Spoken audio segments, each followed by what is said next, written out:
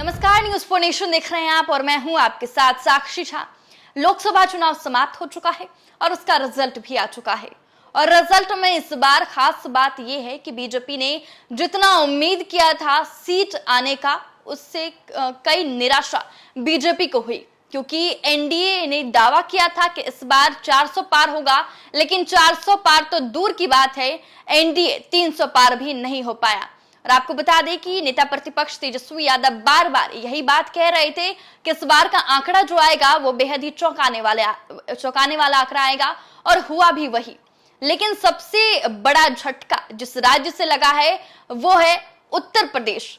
बता दें, उत्तर प्रदेश का वो लोकसभा सीट जहां पर रामलला का भव्य मंदिर बनाया गया, फैजाबाद लोकसभा सीट, वहां से बीजेपी को जोरदार झटका लगा और वहां से बीजेपी जो है अपनी सीट गवा बैठी। देखिए, बीजेपी को कहीं ना कहीं उम्मीद थी कि जिस तरीके से भव्य राम मंदिर का निर्माण हुआ है इसी मुद्दे पर बीजेपी 400 पार करेगी, एनडीए 400 पार करेगी, लेकिन बीजेपी फैजाबाद भी हार गई।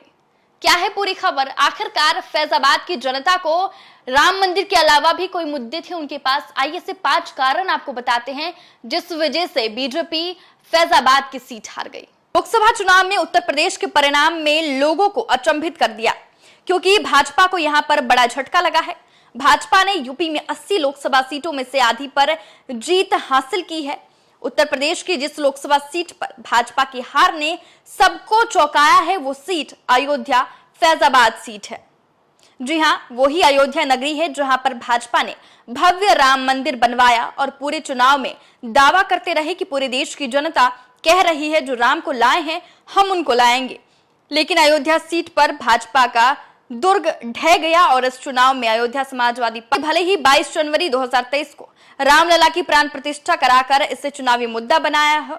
चुनाव के पहले और चुनाव के दौरान राम मंदिर पर जमकर राजनीति हुई, लेकिन यहाँ की जनता से भाजपा को सिरे से नकार दिया और इंडिया गठबंधन में शामिल सपा प्रत्याशी अवधेश प्रसाद के सिर जीत का सेहरा सजा दिया।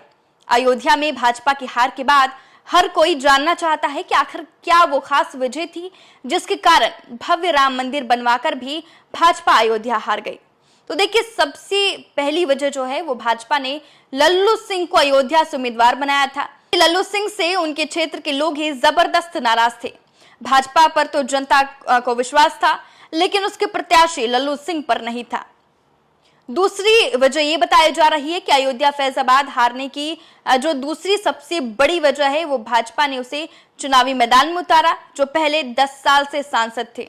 भाजपा के स्थानीय नेताओं ने लल्लू सिंह के बजाय किसी और भाजपा नेता को मौका देने का दावा बनाया था, लेकिन भाजपा के शीर्ष नेतृत्व ने नहीं सुनी, जिसका नतीजा भाजपा को इस शर्मनाक हार के रूप में मिला। तीसरी वजह ये बताई जा रही है कि अयोध्या में राम मंदिर बनवाकर भाजपा इस सीट पर जीत को लेकर आत्मविश्वास से भरी हुई थी। भाजपा पीएम मोदी के चेहरे पर जीत हासिल करने को लेकर कॉन्फिडेंट थी, लेकिन भाजपा का अयोध्या फैजाबाद की जनता पर यह भरोसा झूठा निकला।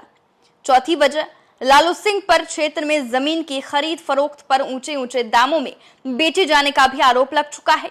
याद रहे कि राम मंदिर पर सुप्रीम कोर्ट का निर्णय आने के बाद जमीन बिक्री का मामला जमकर तूल पकड़ा था। भाजपा के अयोध्या फैजाबाद लोकसभा सीट पर चुनाव हारने की सपा के मुकाबले भाजपा यहां जातीय समीकरण को साधने में फेल हो गई।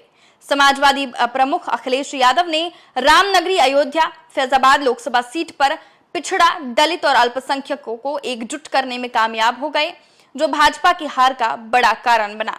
यहाँ पर सपा पर पिछड़ा दलित अल्पसंख्यक यानी पीडीए ने वोटों के रूप में जमकर प्यार बरसाया और इतनी बड़ी जीत में तब्दील हो गया। देखिए, सपा ने उत्तर प्रदेश से 37 सीटें अकेले जीती है, जिसमें से फैजाबाद अयोध्या जो लोकसभा सीट है उस पर भी वो भी सपा के खाते में भी गया। लेकिन वो जो सीट है वो काफी चौंकाने वाला, क्योंकि वहां पर बीजेपी ने 500 साल के बाद वहां पर जो है राम मंदिर बनाया गया और बीजेपी को कहीं ना कहीं भरोसा था कि इसी मुद्दे पर बीजेपी 400 पार करेगी, लेकिन 400 पार तो हुआ नहीं। और इसके साथ ही अयोध्या जो फैजाबाद की लोकसभा सीट है वो भी बीजेपी के हाथ से निकल गई। फिलहाल मैंने आपको वो 5 ऐसे बातें बताएं जिस वजह से बीजेपी वहां से चुनाव हारी है। आपके इस वीडियो पे क्या राय है हमें कमेंट करके जरूर बताएं और ऐसी ही तमाम खबरों से अपडेट रहने के लिए देखते रहें न्यूज फॉर नेशन।